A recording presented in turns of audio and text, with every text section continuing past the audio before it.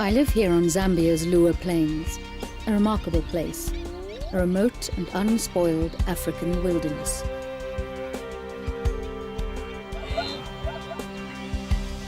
It is a dramatic landscape where heavy rains transform the golden grasslands into a floodplain. This is the source of the mighty Zambezi. Each year it bursts its banks and the land becomes a lake. Survival here depends on an ability to adapt to extremes, and life in Liuwa is always a challenge, for some more than others. My story is true. I have survived more than the storms and the floods. I am the last lion of Liuwa.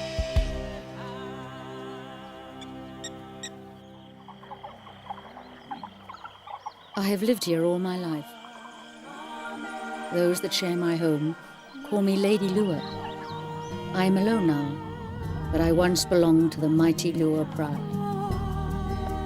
We were strong and successful, and had hunted these plains for many years.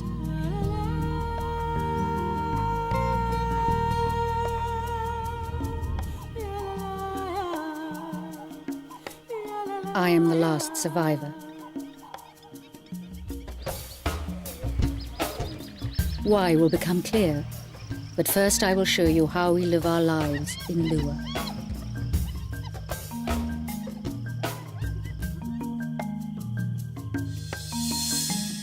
On these plains, the hunted and the hunter face enormous challenges. I have had to adapt more than most. Each year the landscape changes. As the rains arrive, the grazing herds begin to leave.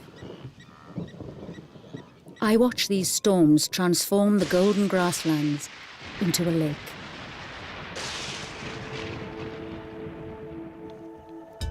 For the predators that stay behind, there's less to eat.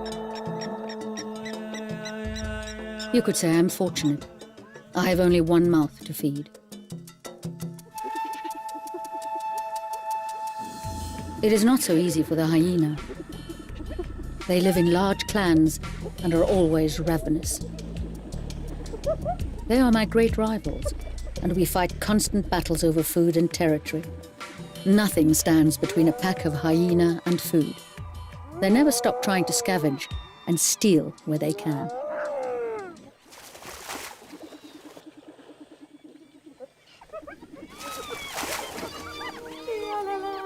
They make life very tough for a lone lion. The hyenas may dominate the Liuwa now, but it was not always like this.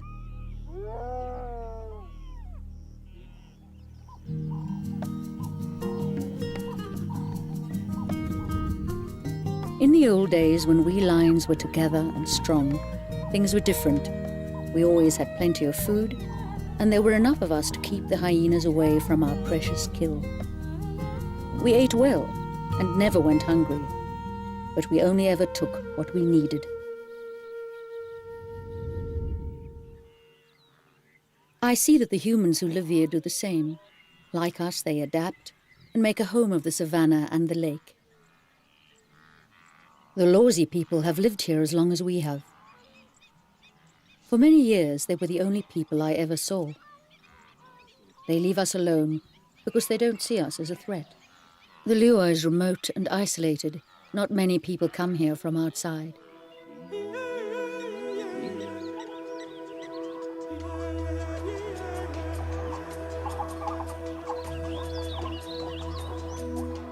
Each year we are overrun by huge herds. In the dry season we are spread far and wide across the plains as the wildebeest arrive to graze on the rich grassland. Their arrival is eagerly anticipated. Hungry predators hunt out the weak and the young. When they arrive, the herds are full of pregnant cows that have come to the Liuwa to give birth.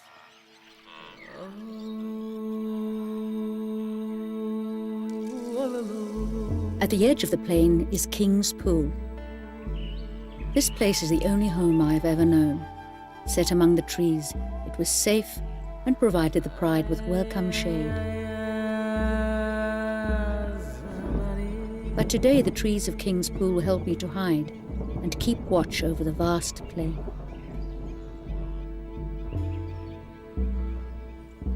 Unlike most lions, I'm a good climber. From here I can view the whole of the Liuwa, and up here I feel secure.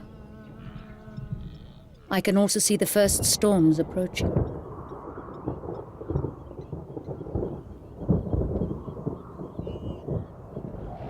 They bring the heavy rains that will so dramatically transform my home in the months ahead.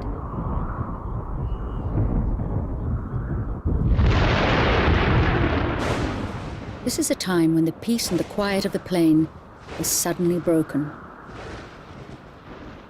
As the downpour begins, the parched ground absorbs every drop.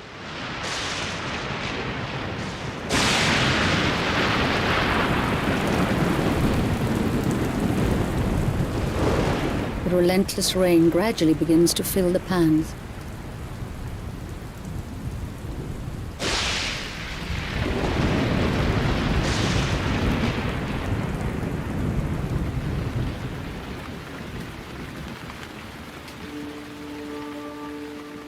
While my enemies go to ground, the wildebeest can only huddle together and wait the storm out. The storms in Liuwa are always violent and unsettling for us. But to me they are even more frightening, because they bring back bad memories from the past.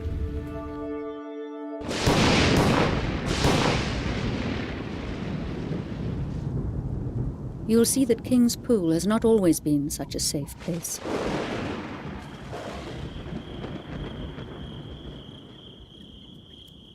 Once the first rains pass, the plains appear even more vivid, and the wildebeest herds are more vigorous.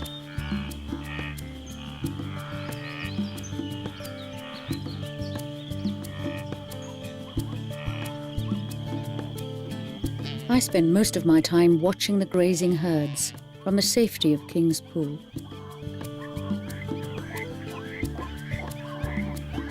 When I need to, I hunt.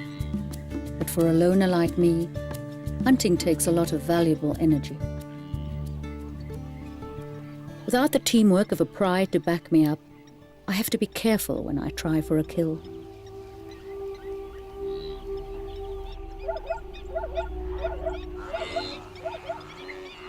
Most of the time, I have to watch the wildebeest gorging on the lush grassland while I sit here getting hungrier. Being alone has taught me how to be patient. This is not the right time. But I know that is all about to change.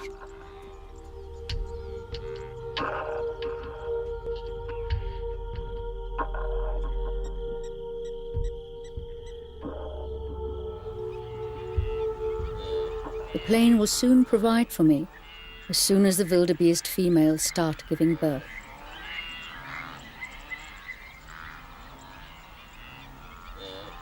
This strategy is no secret.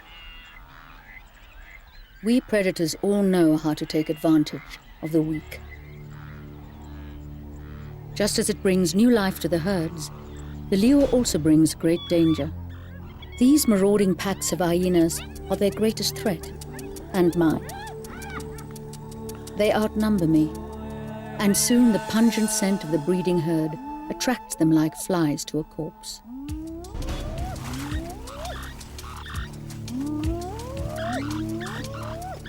The mood becomes uneasy, as vulnerable mothers-to-be must try to get their calves out of their bellies as fast as possible.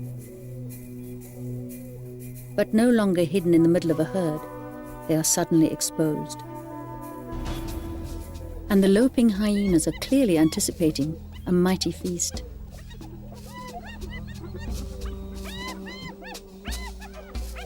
I watch one calf struggle even more than usual. Her calf is taking its time, and she's drawing unwelcome attention.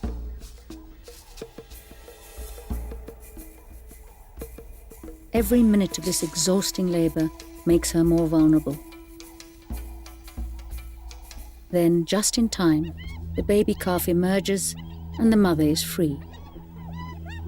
Now it is the tiny calf that is at risk.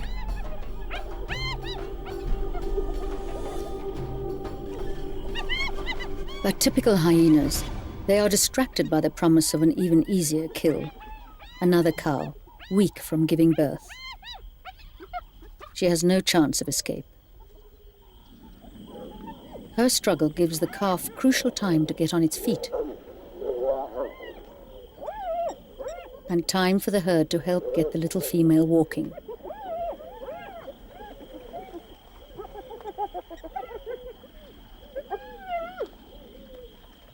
Every second the hyenas are distracted helps the little calf's chances of survival. For the clan, the cow is a bigger feast and easier to share out. Meanwhile, the calf seems to be gaining in strength, despite the difficulty she had coming into the world. The others encourage her to walk, knowing she must soon keep up with the herd.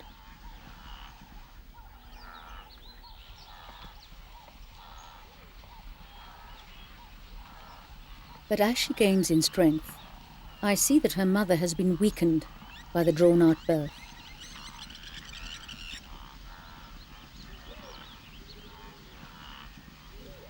My hunger grows more intense as I watch the clan finish off their feast. Until the last morsels start a squabble, and a challenge that must be dealt with firmly. Those lower down the ranks are pushed away, while the all-powerful female of the clan and her closest relatives will continue to feed. The rest will have to wait for the next opportunity, in the hope of being satisfied. I can only watch as the hyena go on the prowl yet again. There are plenty more calves that could be separated from their mothers. So it is crucial for the young wildebeest to learn quickly how to run fast. One day they will be able to outrun the hyenas, but while they are this small and unsteady, they are easy prey. I watch the hyenas skulk amongst the herd looking for another victim, and I see the skies begin to fill with the first of the scavengers.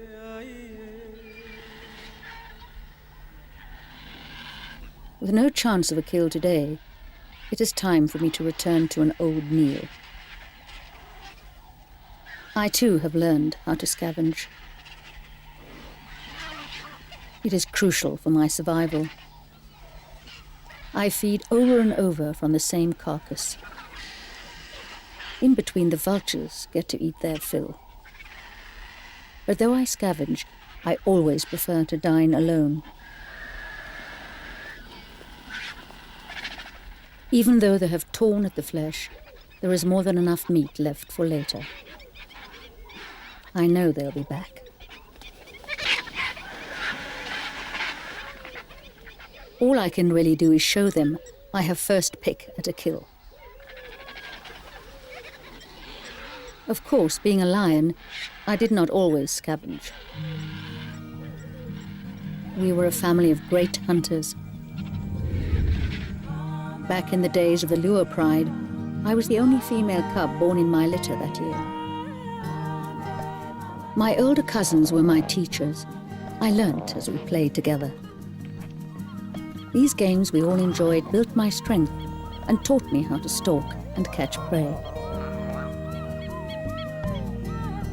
The pride always felt like it was in safe hands. My father was our leader. He was a magnificent and distinctive black-maned lion. There were no other rivals here to challenge him, so from the moment he set foot in Liuwa, he made it his own.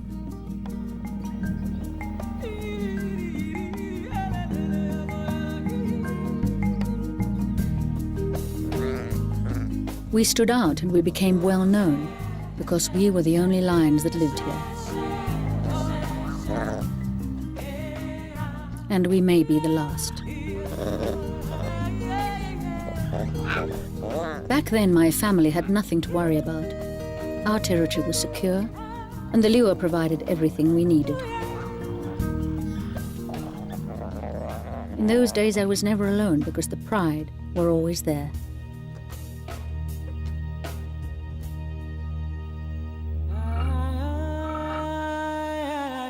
But since they've gone and I've been on my own, I've never seen another lion. Most of my life, I've had to learn how to survive alone. When I look at the others who share my home, watching how they spend their lives together, it reminds me of what I once had. The young wildebeest calves are always eager to feed on their mother's milk.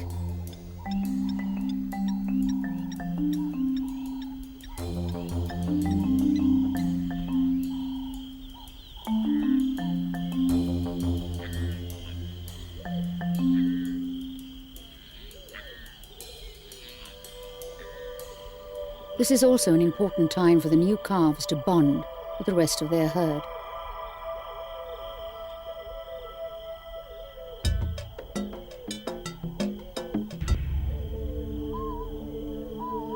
And a time for us predators to stay alert.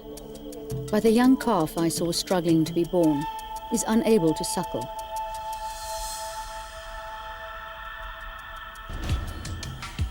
Although her mother is weak and has no milk, the calf does not leave her side.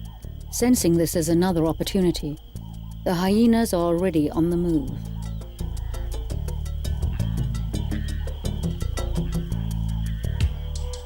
But hunger finally forces the calf to leave her sick mother. Without an adult to watch her, she strays from the safety of the herd and towards the hyena's den, where a young pup has been left alone. The wandering calf is soon spotted. The hyena pup calls out. Her mother is not far away, and I watch as the calf makes its first and perhaps last mistake. Without an adult to look after her, she's heading into terrible danger. Seeing his mother is close, the inquisitive pup is a little braver.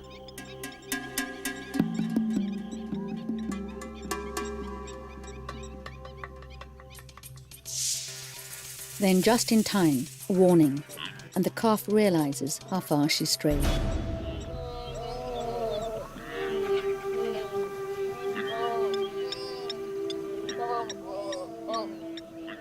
Instinct takes her back to the safety of the herd.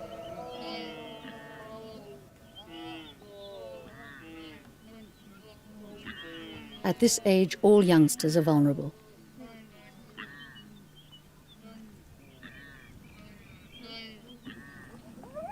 She'll need careful watching.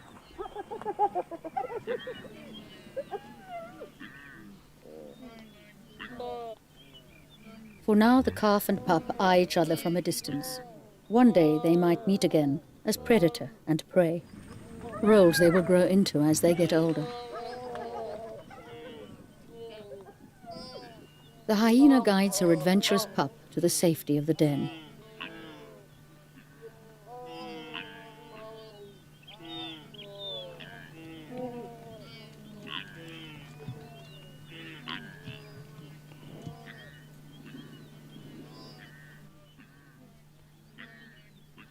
I watch the calf now back among the safety of her herd, and she's searching desperately for her mother, who's nowhere to be seen.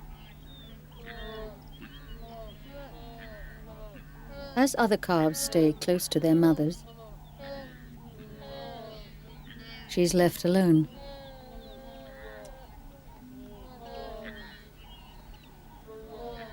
Even among so many, it seems you can still feel isolated and abandoned.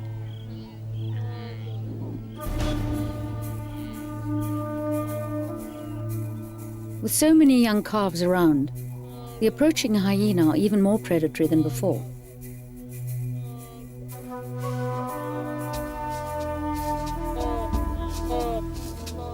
Still calling, the calf seems desperate to find its mother as the herd starts to move on.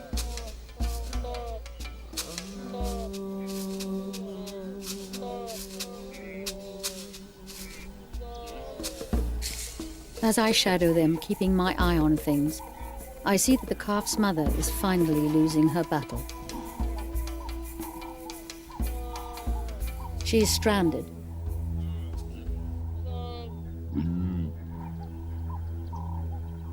As the herd watch helplessly, I see the hyena working out its best chance of another meal.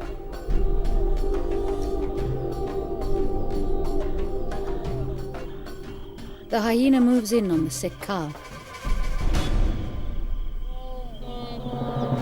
Still calling in vain, the calf must stay with the herd.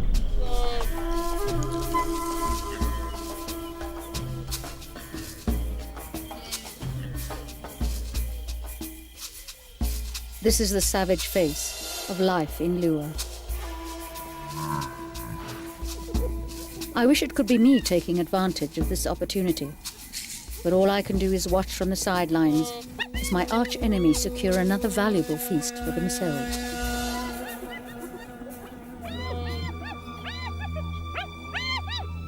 While I am hungry for fresh meat, the hyena makes another kill and wins again. And I see the Liuwa inherit another orphan. Like me, she loses her mother violently. With only one hyena doing all the work, the kill is not quick.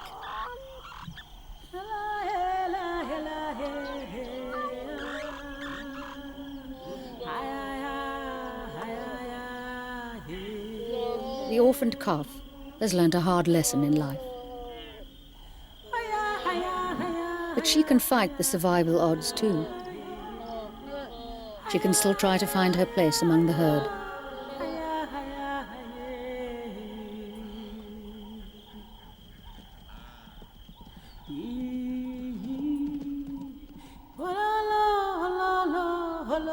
While the other calves latch onto their mothers and feed hungrily, not being able to suckle just means she must learn to graze earlier than most. Even without her mother, she still has the herd to protect her. But for me it was different. I only had my pride, and when they had gone, there were no others.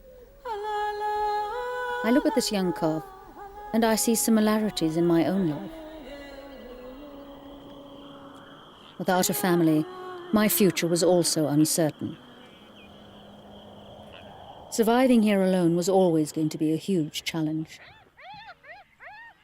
The greatest threat I face is from the hyenas. These powerful residents of the plains are my rivals for food and my enemies for territory, for as long as I have lived in Liuwa. They challenge me time and time again. Hyenas always see your vulnerable side and know just how to take advantage of it.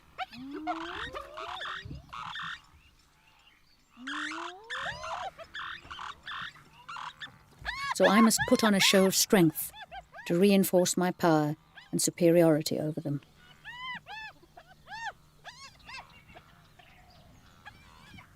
A routine I must constantly carry out is to stake my claim on this land, strengthening my fading scent boundaries and confronting the hyenas who come to challenge me.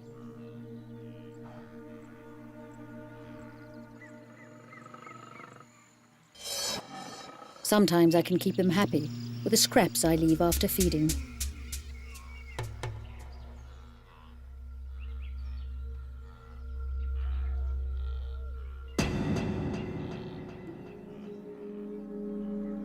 Unlike me, they'll even steal the bones of the carcass to crush and eat. It's a clever distraction I have learned to use. When there's food on offer, they forget about fighting me for this land.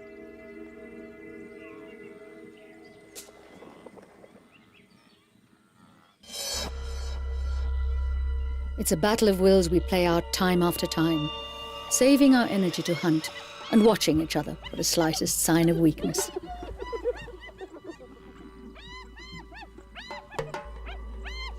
If I had my pride with me, the hyena would never dare come this close.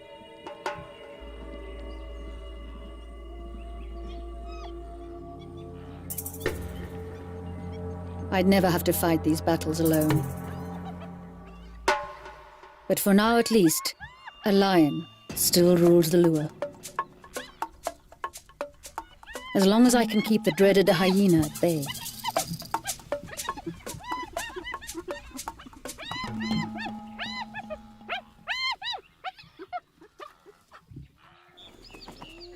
Scavenging is such a change from the life I once led as one of the great Liuwa pride.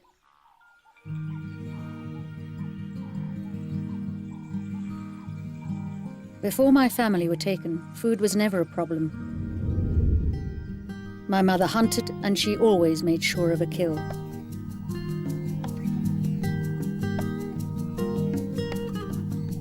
She brought the carcass back for the whole pride to feed from. My father would always be the first to eat. Only after he had finished feeding, we'd hear our mother calling out to us. That was our cue to join the feast.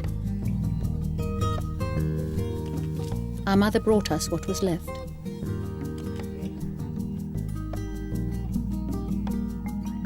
Our father would stay and watch over us as we took our place at the carcass. He wanted to see us develop our taste for fresh meat. These family feasts always left us full. They also helped us to bond as a pack. Feeding together as a pride helped us to know our place and position in the ranks. It is what makes a lion pride one of the strongest families there is, and helped to make us great hunters. One day I thought I would join my mother as she went hunting.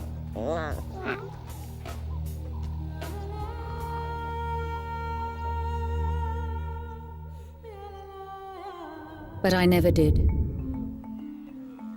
I don't get much fresh meat now, but there's still enough to scavenge and keep me well fed.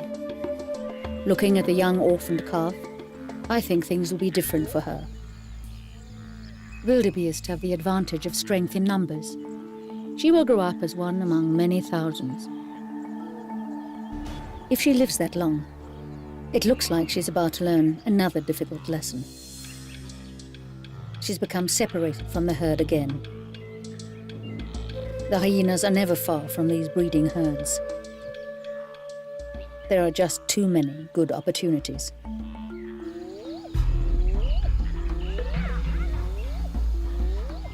So the wildebeest must be constantly on the lookout. I watch the hyena provoke the herd. They move as one, packed as close together as possible. Then the hyenas start to circle the grazing herd. I know the way they work. I've been forced to watch them year after year. The orphaned calf is suddenly confused, and the hyena makes its move. Suddenly, zebra and wildebeest both make a dash for safety, and the calf's instincts kick in as it follows them.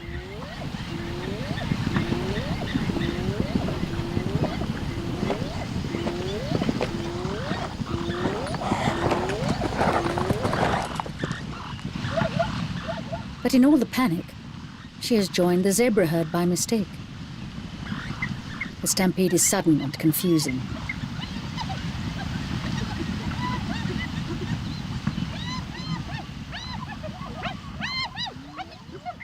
Then the calf gets another break. The two herds have bolted in the same direction. She's soon safely back with her own kind.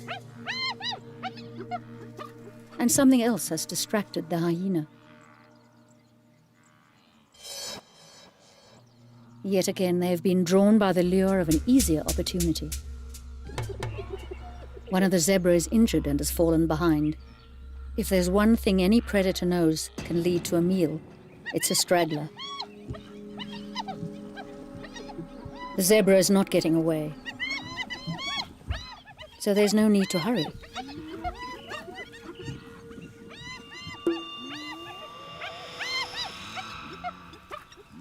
But zebras are big, and the hyena calls for help.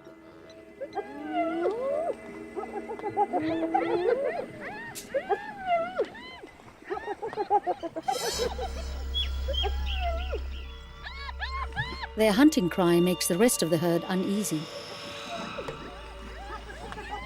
Even the little calf seems to sense that the hyenas are back on the attack. They begin to work as a team maneuvering their victim away from the safety of its herd. The hyenas take their time, careful not to risk being injured. The zebra may be lame, but it is still able to put up a fight. This doesn't stop them. It is a prime opportunity no hyena would give up. But this is the lure, and the zebra's fate is far from sealed.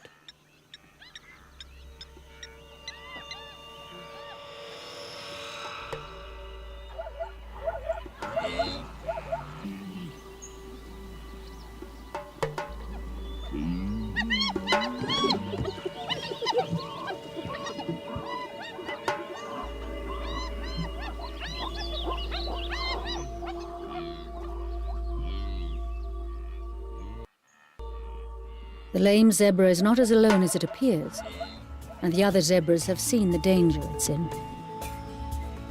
If the injured one can't get back to the herd, then the herd can always come to the rescue. The zebras have won the day. They have saved this one's life, for now at least. And I can enjoy the look of defeat on the hyena's face. For once, I don't need to watch them enjoy another fresh kill, with their faces bloodied and their bellies full.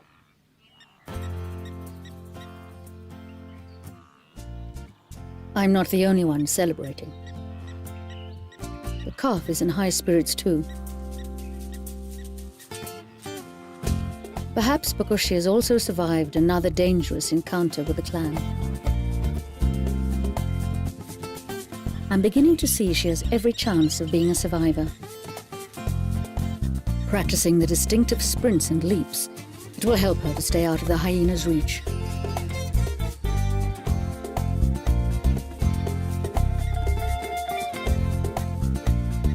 But she still has to settle into her life among the herd. Such massive numbers need good organization and strong leadership.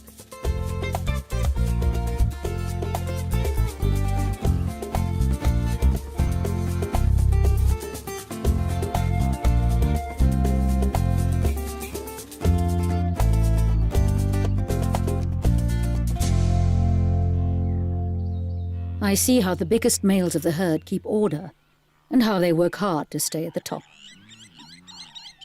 Out in the plain, the adults fight their battles for power, and the young ones mimic them. Games that will one day decide who will lead the herd. I have no one to play these games with anymore.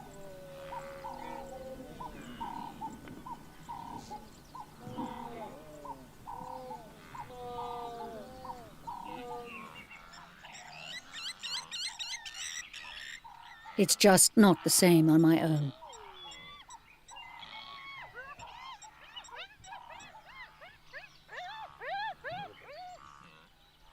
Even the hyenas want to play, sometimes.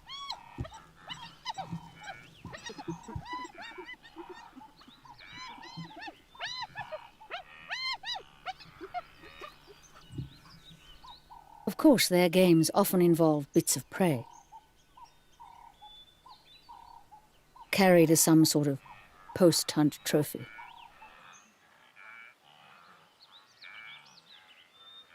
At least now they're not trying to steal from me or take my territory.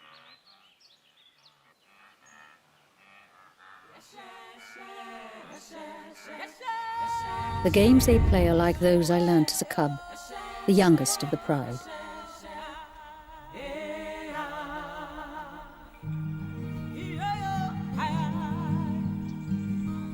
When we had time together, we could indulge in innocent games. They helped us prepare for adult life on the Liuwa, a life where the females would hunt for the whole family. We prepared for when we were grown and would hunt as a team.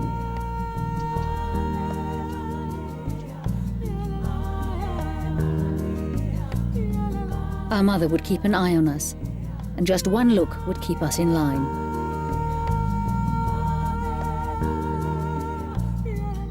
As playful as it was, this time was crucial. We did not know it then, but the games we played as cubs were important for our growth, for strengthening our muscles, and for honing our skills that we would need later on in life as adults. These games are also important because they helped us to develop individual bonds and alliances that are so important to the strength of a lion pride.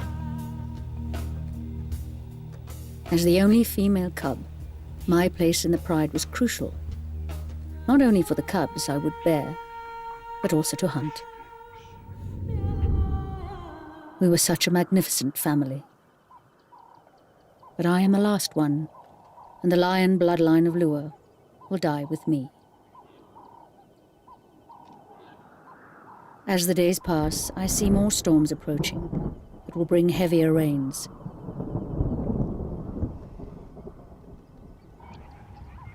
The skies are heavy with dark clouds, and in the coming weeks the plain will become a lake.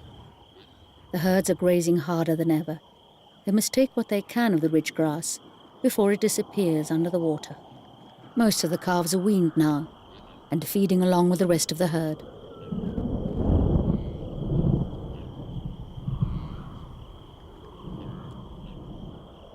While the early rains are providing us all with plenty to drink, the real flood is about to hit.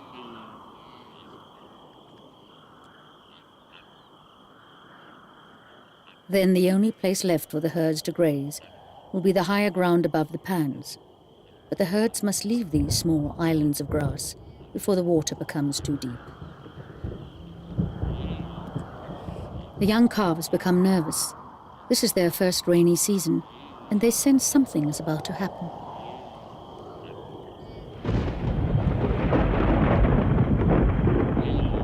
A sense of unease sweeps through the entire herd as the skies darken even more.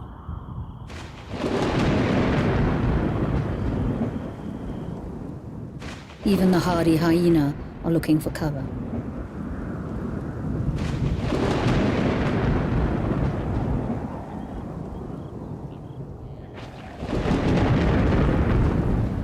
With the first drops of rain, the Liuwa itself comes to life. The rains are such a powerful and unstoppable force that they will soon reshape our home. The flat plain holds onto the water, and the land that has been grazed starts to slowly disappear. Over the coming days, I watch as the plain becomes a lake. We must change and adapt to the new landscape.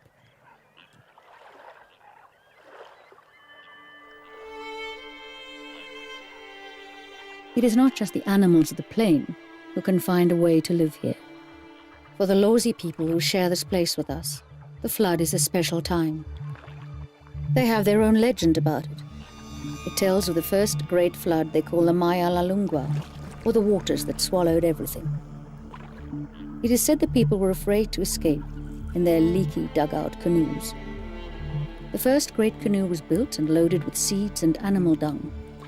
Where it landed, they scattered the seeds along with the dung, and it is said this is where all plants and animals come from.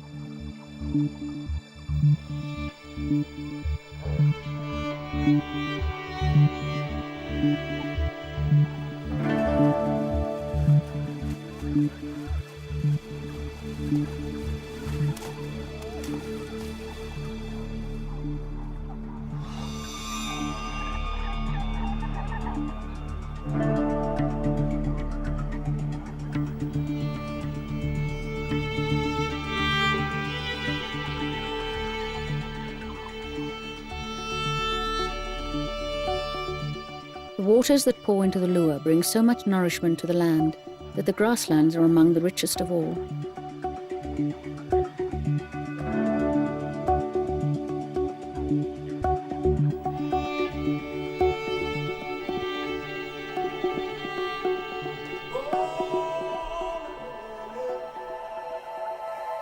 The biggest challenge to us predators who remain after the flood is how to stay well fed. The herds we depend on leave the plain for dry land.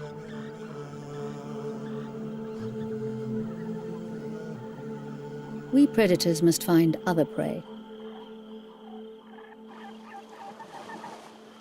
often harder for us to hunt. And even those we usually chase can outrun us in the grip of the rising waters. Even the hyena have a tough season ahead, as their bulky, powerful bodies make them heavy and slow compared with the nimble Lechwe gazelles. Back when the pride was here, we learned how to stalk our prey across the flooded plain. When we were old enough, we would follow our mother when she went hunting. Even though we cats instinctively shy away from water, we had developed the necessary skills that enabled us to navigate our way over the watery plain. These useful skills were passed on to each of us. We learned how the water made it harder to sneak up on prey and get close enough for a lion to strike. Those early years taught me everything I needed to know about living here. We learned how to get to higher ground where the flood could not reach, and where we might find our prey.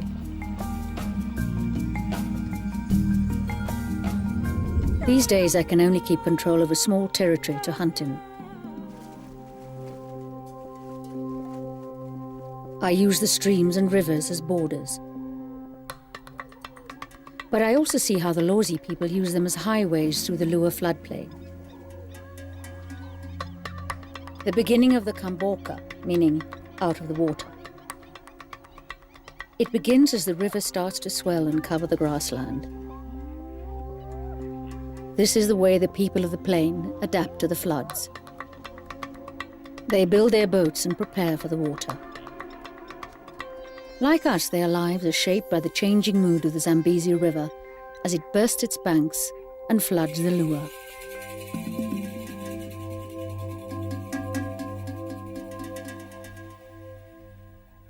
The Lawsi know that I live here alone, but they are no threat to me.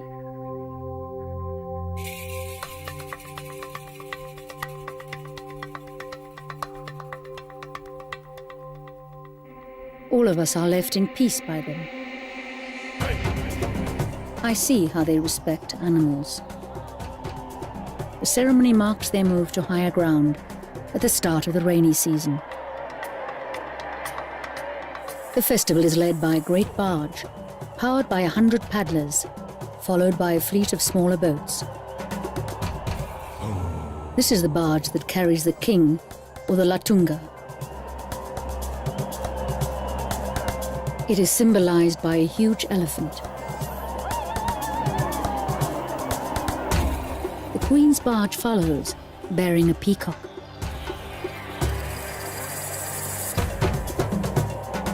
During the procession, they move to higher ground, away from the lower plain that is flooded. I know I will see them again after the waters disappear.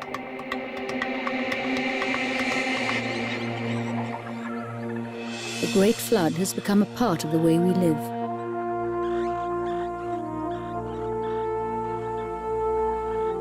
It brings to the land a rich variety of color and new life.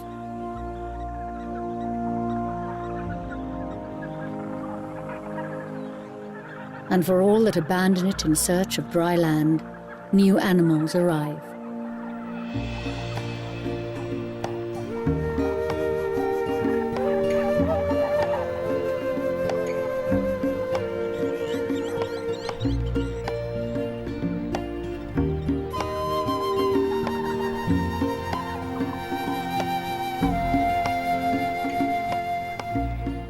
Water attracts thousands of birds that come here to breed.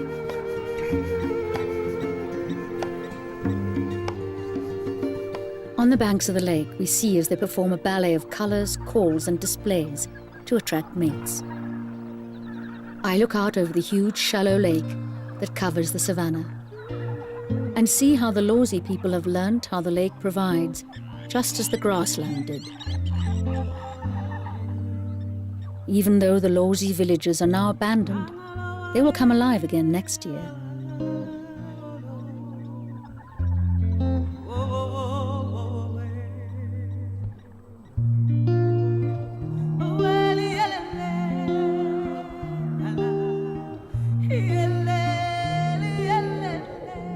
Meanwhile, they still return to fish the lake.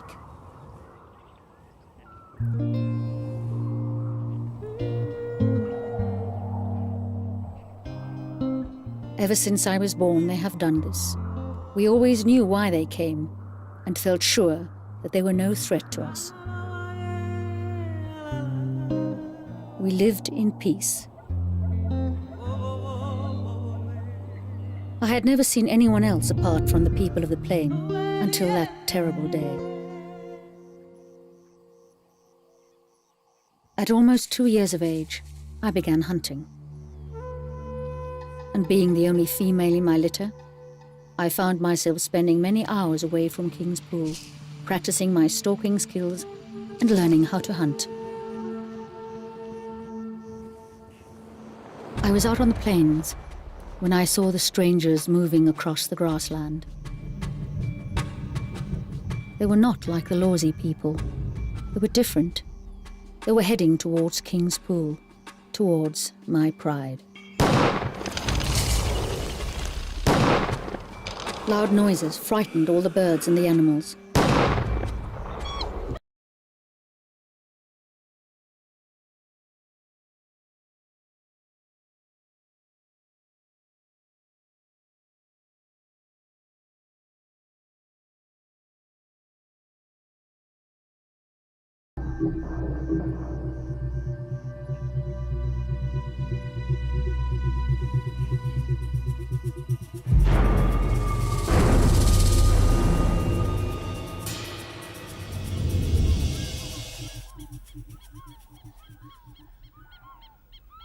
Ever since that day, I have been alone.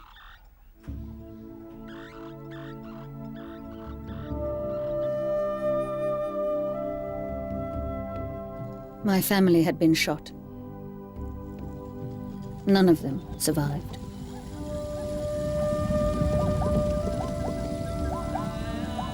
You could say I was lucky not to have been killed, but part of me died that day. Afterwards, I grew up fast. At least I had been well taught how to survive here.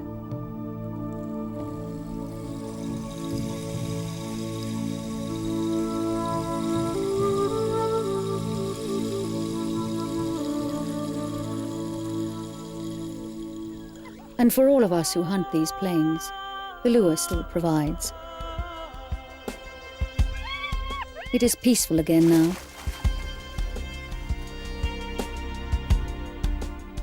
The lure is full of survivors, including the young calf. She has grown now and seems settled in the mighty herd.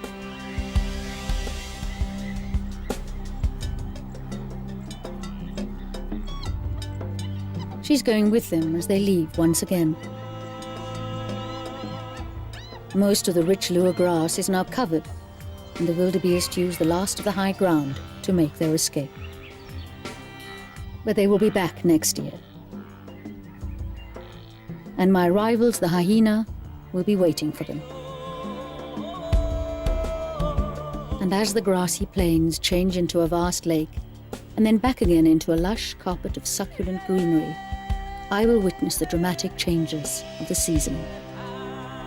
For I am the last Lion of Liuwa, and it is my destiny to wait here, until, as before, more lions journey to this place. And once again reclaim their rightful status as the Liuwa pride. But until this happens, I am content to stand guard over my beloved plains.